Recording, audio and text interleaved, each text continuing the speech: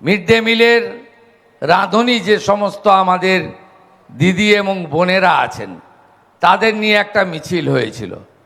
ইসকনকে ঢুকিয়ে দেওয়া হচ্ছে, হিন্দু সরকার, আমাদের কাজ কেড়ে নেওয়া হচ্ছে।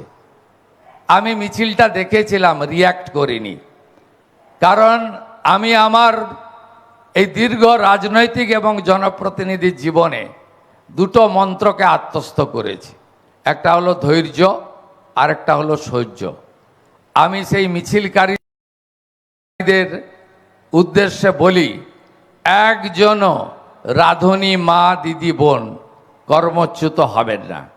ইসকন তার রান্নার প্রক্রিয়াতে, বিতরণের প্রক্রিয়াতে তাদেরকে যুক্ত করবে, এবং যুক্ত করার শুধু নয়, আমরা তাদেরকে আগের সরকার মাত্র 2000 টাকা দিত, আমরা আগস্ট মাস থেকে তাদেরকে 1000 টাকা বাড়িয়ে 3000 টাকা করে দিয়েছি।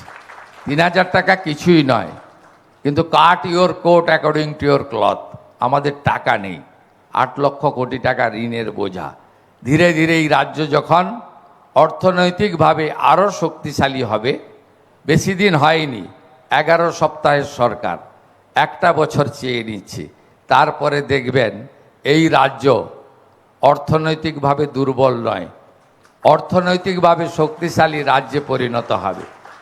এই প্রসঙ্গে উত্তরপ্রদেশের মহান মুখ্যমন্ত্রী যোগী আদিত্যনাথজিকে ধন্যবাদ দেব, যে তিনি পিএম পোষণে আলাদা করে 1 গ্লাস দুধ, কোথাও ফলের রস, কখনো গোটা আপেল, কখনো পনির, কখনো ভালো ডাল ইত্যাদি অ্যাডিশনালি তার রাজ্য সরকার থেকে দিয়ে আসছেন।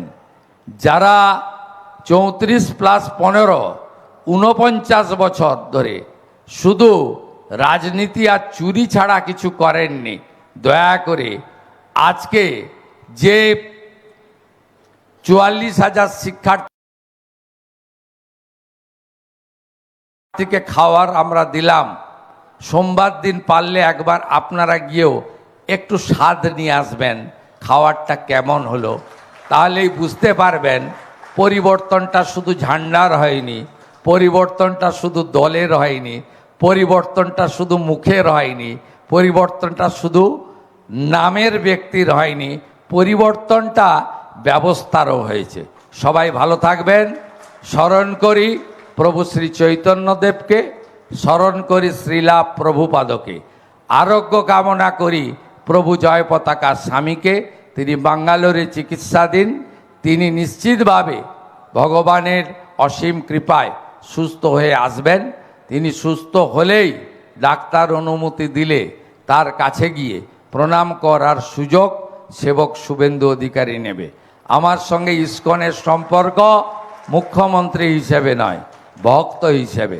আমার গুরু মহারাজ ছিলেন ভক্তিচারু মহারাজ। আমার অত্যন্ত যন্ত্রণা আছে, আমি ওনাকে না বলেছিলাম কোভিডের সময় বিদেশে যেতে।